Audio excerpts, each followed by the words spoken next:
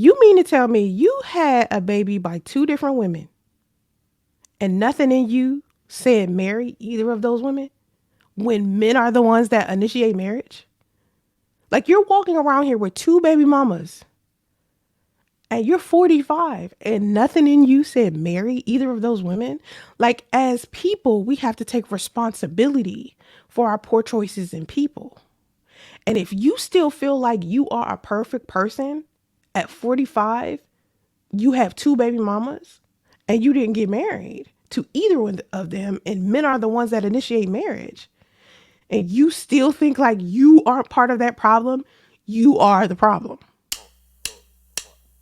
They call me a god. They call me a god. They call me a god. They call me a god. Let's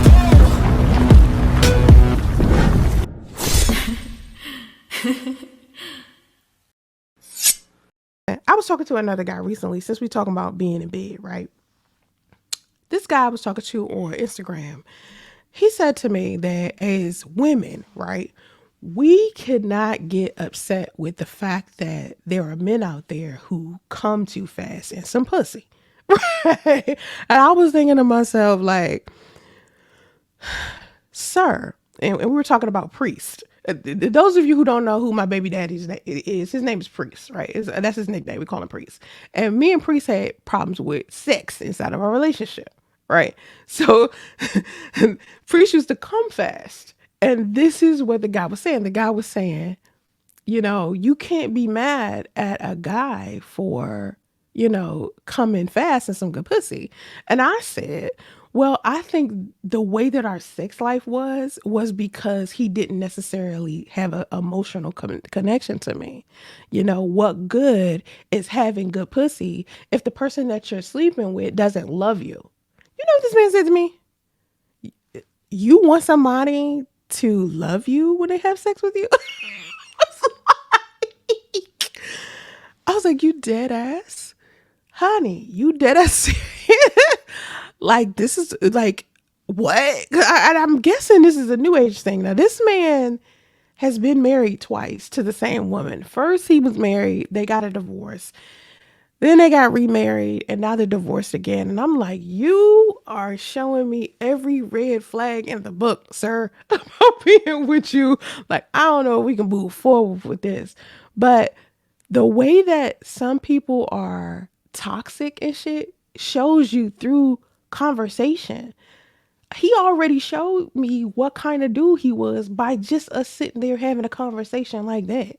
You could see the way that it went where he stand.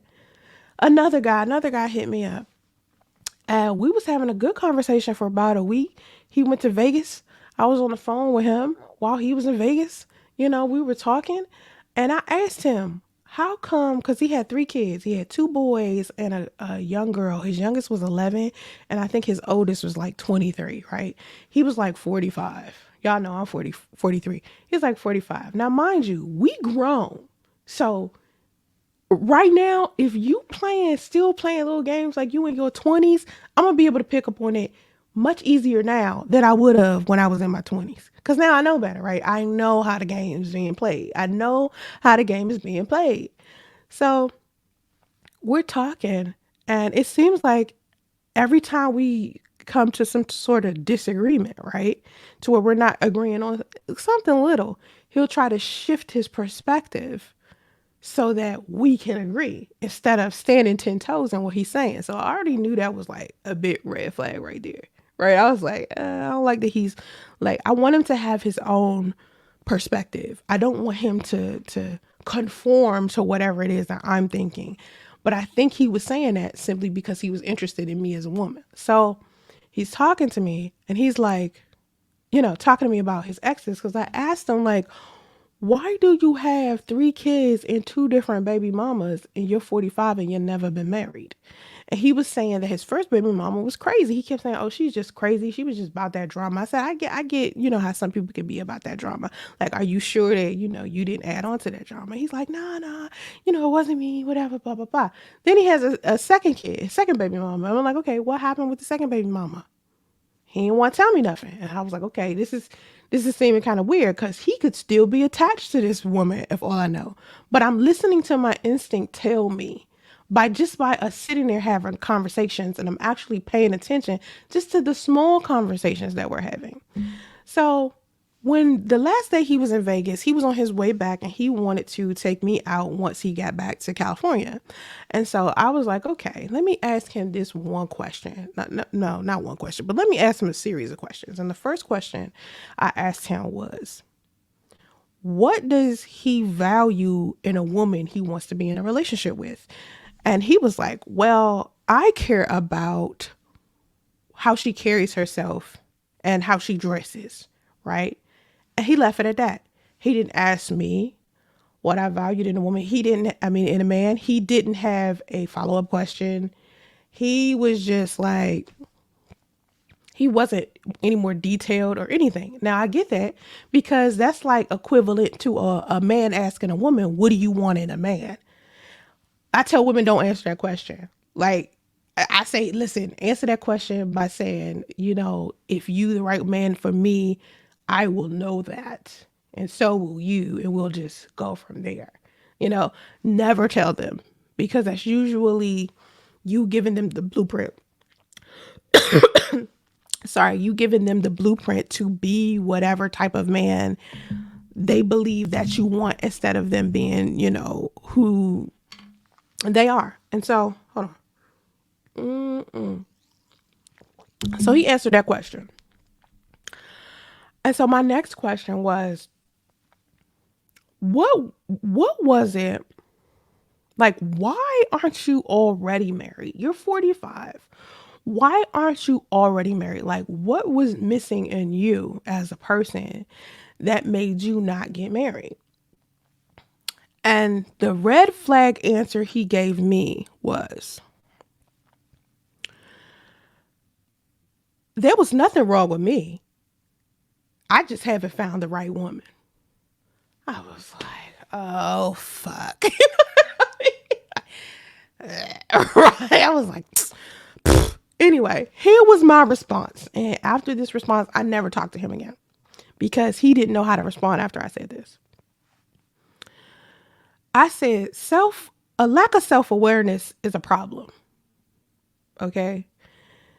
You mean to tell me you had a baby by two different women and nothing in you said marry either of those women when men are the ones that initiate marriage?